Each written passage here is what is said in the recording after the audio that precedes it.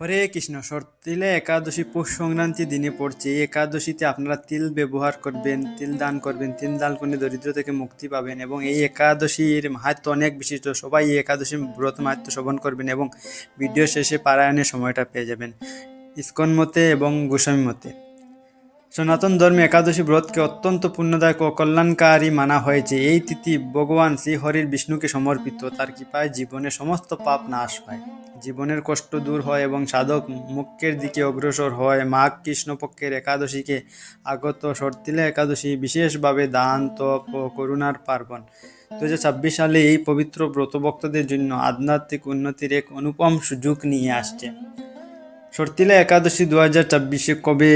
বৈদিক পঞ্জিকা অনুসারে শর্তিলা একাদশী তিথি আরম্ভ হচ্ছে 13 জানুয়ারিতে 2024 অপরাহ্ন 4:15 থেকে শুরু হবে এবং সমাপ্তি হবে 14 জানুয়ারি 2024 সন্ধ্যা 6:24 সমাপ্ত হয়ে যাবে। তাহলে এই একাদশীটা পালন হবে 14 জানুয়ারি, 15 জানুয়ারিটা পারায়ণ হবে। হিন্দু ধর্মের উদয়া তিথিকে মান্যতা দেওয়া হয়, তাই শর্তিলা একাদশী ব্রত 14 জানুয়ারি 2024 বুধবারে পালন করা হবে। শর্তিলা একাদশী আধ্যাত্মিক মাহাত্ম্য। শর্তিলা একাদশীর নামই তার বিশেষ মাহাত্ম্য প্রকাশ করে। শট অর্থাৎ 6 এবং তিলা অর্থাৎ তিল। এই দিনে তিলের 6 প্রকার ব্যবহারের বিধান আছে। শাস্ত্র অনুসারে তিল ভগবান বিষ্ণুকে অত্যন্ত প্রিয় এবং তার ব্যবহারের দরিদ্রের নাশ, পাপের ক্ষয় এবং সুখ সমৃদ্ধির প্রাপ্তি হয়। পুরাণে বর্ণনা মেলে যে যে ব্যক্তি এই দিনে শ্রদ্ধাপূর্বক ব্রত রাখে, তিলের দান করে এবং শ্রীহরি স্মরণ করে, তার পূর্বজন্মের দোষও সমাপ্ত হয়ে যায়। শর্তিলা একাদশী মন, বচন ও কর্ম 3 স্তরের শুদ্ধির পার্ব। শর্তিলা একাদশীর তিলের 6 প্রকার ব্যবহার আছে। ধর্মগ্রন্থে শর্তিলা একাদশীর তিলের 6 ব্যবহার বলা হয়েছে, যা পালন করলে ব্রত পূর্ণ ফলদায়ক হয়। সেই দিন আপনারা তিল দিয়ে স্নান করতে পারবেন। তিল মিশ্রিত জলে স্নান বা স্নানের জলে কালো তিল মিশিয়ে স্নান করলে শারীরিক ও মানসিক শুদ্ধি হয়। তিলের উপটন লাগাতে পারবেন। তিলটা আপনার একটা মিক্সার মেশিনে এটাকে মিক্সার করে গ্রাইন্ড করে এটা দিয়ে উপটন বানিয়ে আপনারা লাগাতে পারবেন শরীরে। এটি শরীরকে পবিত্র করে এবং নেগেটিভিটি দূর করবে। হবনের তিলের ব্যবহার। অগ্নিতে তিল অর্পণ করলে দেবতাদের কৃপা লাভ হয়। তিল দিয়ে তর্পণ। পিতৃদেব তিলযুক্ত জল অর্পণ করলে পিতৃদোষ শান্ত হয়। সেদিন আপনারা পিতৃদেবের উদ্দেশ্যে তিল দিয়ে তর্পণ করবেন। ভোজনে তিলের সেবন। তিলযুক্ত ভোজন প্রসাদ রূপে গ্রহণ করা শুভ। তিলের দান। নিজের সামর্থ্য অনুসারে তিলের দান করা এই ব্রত প্রধান অঙ্গ। শর্তিলা একাদশীতে কি দান করবেন? এই পবিত্র দিনে অন্নদানকে সর্বশ্রেষ্ঠ মানা হয়। অন্নদানের কেবল বুকার পেট ভরে না, দাতার জীবনও সুখ, শান্তি ও সমৃদ্ধি বাস করে। এই শুভ অবসরে আপনি নারায়ণের সেবা সঙ্গের মাধ্যমে দিন দুঃখী ও নির্ধন শিশুদের ভোজন করানোর সেবা প্রকল্পে সহযোগিতা করে পুণ্যের ভাগী হন। শর্তিলা একাদশী ত্যাগ ও সেবার পথে চলার প্রেরণা দেয়। এই দিনে ভগবান শ্রীবিষ্ণু আরাধনা করুন, ব্রত রাখুন, তিলের ব্যবহার করুন এবং প্রয়োজনীয় দিয়ে সাহায্য করে নিজের জীবনকে সার্থক করুন। এই পার্বণ কেবল ভৌতিক সুখ সম্পদই নয়, আধ্যাত্মিক উন্নতি ও মোক্ষের পথ প্রশস্ত করে। যথা দীপ গৃতেই দীপ্ত তথা দানম প্রবৃত্তম চ সফলম চ ভবেৎ। অর্থাৎ যেমন দীপক ঘি দিয়ে জলে আলো চড়ায়, তেমনি দান জীবন পবিত্র ও সফল হয়। এই শর্তিলা একাদশীতে দান ও ধর্মে আলো নিজের জীবনকে আলোকিত করুন। সেই দিন আপনারা বেশি করে ভগবানের নাম জপ করবেন, তিল দান করবেন, অন্নাদি দান করবেন, যাতে আপনারা চাল ডাল এগুলো আপনারা দান করতে পারবেন। সেদিন সে ব্যবহার না করে পরের দিন সে ব্যবহার করবে, এতে আপনার কোনো পাপ লাগবে না। তাই আপনারা ভোজন বানিয়ে কাউকে দেবেন না। আপনারা চাল ডাল এগুলা শস্য আদি কাউকে দান করতে পারবেন। এর মধ্যে আপনারা তিলও দান করতে পারবেন। সেই দানটা সে পরের দিন ব্যবহার করতে পারবে, তাতে আপনার কোনো পাপ লাগবে না। শর্তিলা একাদশী মাহাত্ম্য। মাঘ মাসে কৃষ্ণপক্ষে শর্তিলা একাদশী মাহাত্ম্য ভবিষ্যোত্তর পুরাণে বর্ণিত আছে। যুধিষ্ঠির মহারাজ বললেন, হে জগন্নাথ, মাঘ মাসের কৃষ্ণপক্ষের একাদশী তিথির নাম কি, বিধি বা কি এবং তা কি ফল, সবিস্তারে বর্ণনা করুন। তদুত্তরে ভগবান বললেন, হে রাজন, এই একাদশী শর্তিলা নামে জগতে বিদিত। এক সময় দালব্য ঋষি মুনিশ্রেষ্ঠ পুলস্তকে জিজ্ঞাসা করেন, মর্তলোকে মানুষেরা ব্রহ্মহত্যা, গোহত্যা, অন্য সম্পদ হরণ আদি পাপ কার্যে লিপ্ত হয়। অবশ্য তাদের নরক প্রাপ্তি ঘটে, কিন্তু কি করলে তারা নরক থেকে উদ্ধার পেতে পারে, কৃপাপূর্বক বলুন। পুলস্ত্য ঋষি বললেন, হে মহাভাগ, তুমি একটি গোপনীয় উত্তম বিষয়ে প্রশ্ন করেছ। মাঘ মাসে শুচি, জিতেন্দ্রীয়, কাম, ক্রোধ আদি শূন্য হয়ে স্নানের পর সর্বদেবেশ্বর শ্রীকৃষ্ণের পূজা করবে।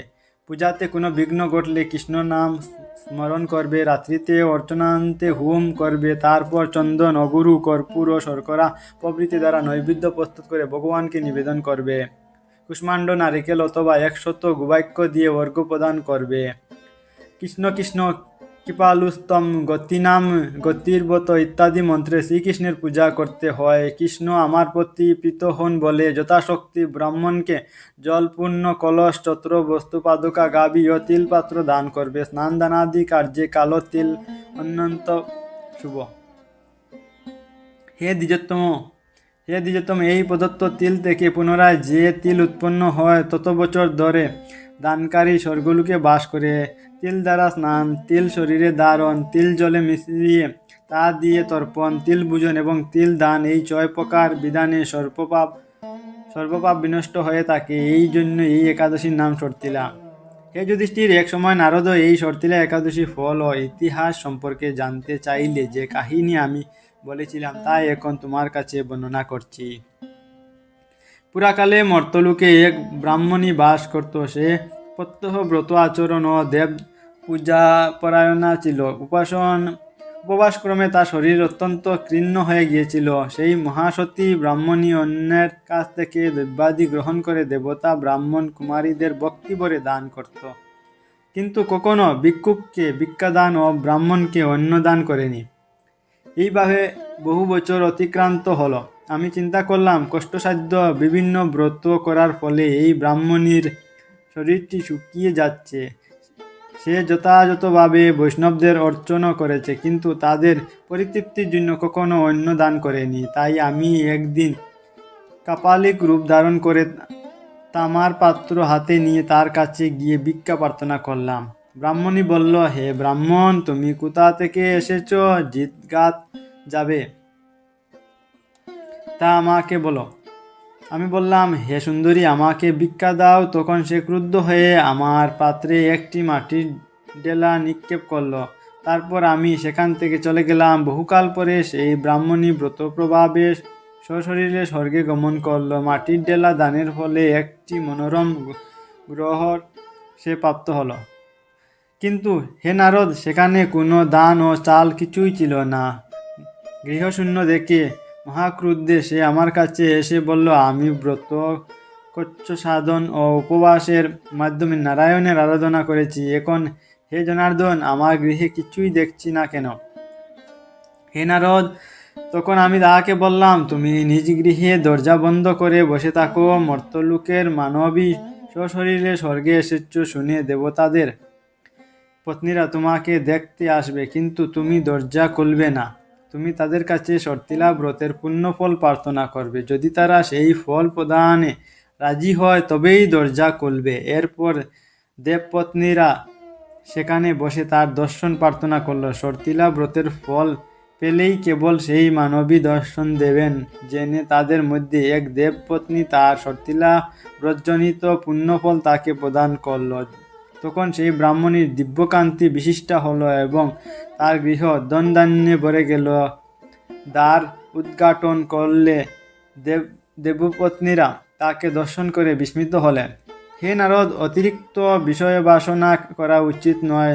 বৃত্ত, স্বার্থ, অকর্তব্য নিজ সাধন মতো তিল, বস্ত্র, অন্ন দান করবে। সর্তিলা ব্রতের প্রভাবে দারিদ্রতা, শারীরিক কষ্ট, দুর্ভাগ্য প্রভৃতি বিনষ্ট হয়। এ বিধি অনুসারে তিল দান করলে মানুষ অনায়াসে সমস্ত পাপ থেকে মুক্ত হয়। হরে কৃষ্ণ কৃষ্ণ কৃষ্ণ হরে হরে, হরে রাম রাম রাম হরে হরে। এটা হলো ব্রতের মাহাত্ম্য। এখানেই সমাপ্ত। এখন আপনারা পারায়ণের সময়টা দেখে নেবেন। জয় শ্রীকৃষ্ণ।